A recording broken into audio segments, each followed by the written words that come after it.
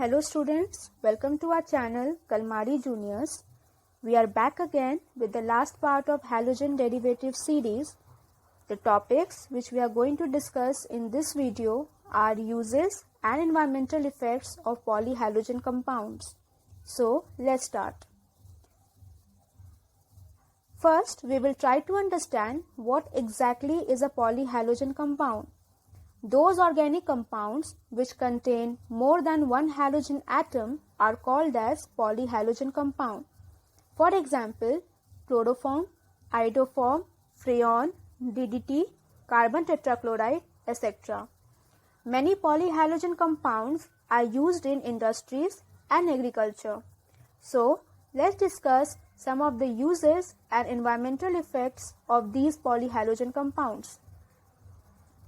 We will start with dichloromethane or methylene dichloride, that is CH2Cl2. Dichloromethane is widely used as a solvent for paint remover as well as in the manufacturing of drugs. It is also used in metal cleaning. Let's see some of the harmful effects of dichloromethane. It has an adverse effect on human central nervous system.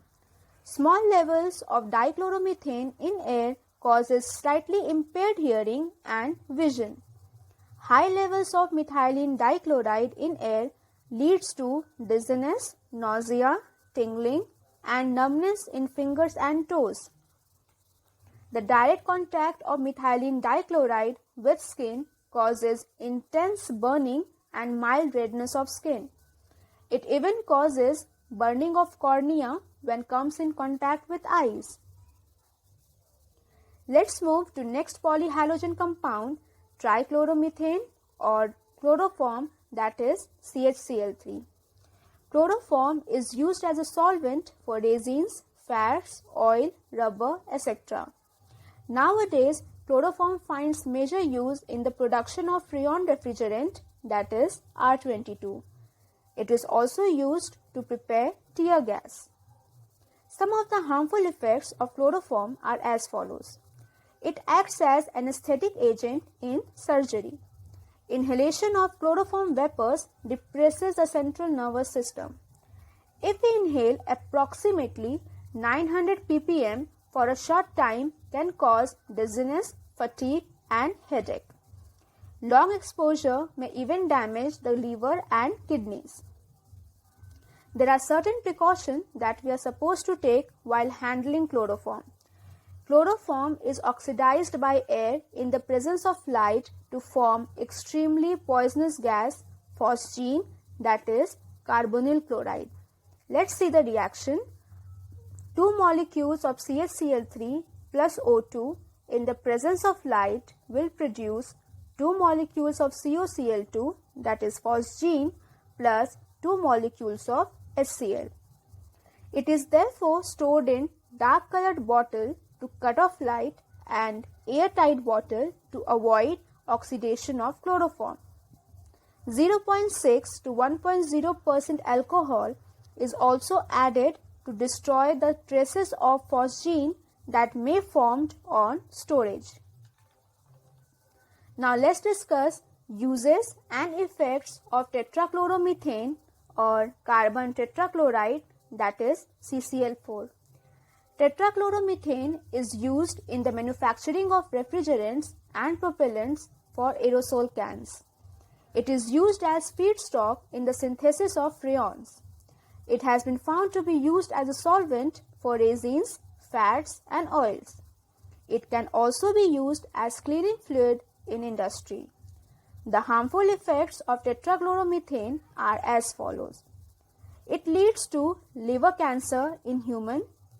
The most common physiological effects observed are dizziness, nausea and vomiting, which can even cause permanent damage to nerve cells. In most adverse cases, it can even lead to unconsciousness, coma or death. It also causes irregular heartbeat. Irritation in eyes are also observed due to high exposure of carbon tetrachloride. It acts as greenhouse gas and when CCl4 released in air it depletes the ozone layer, which in turn increases the human exposure to ultraviolet radiation.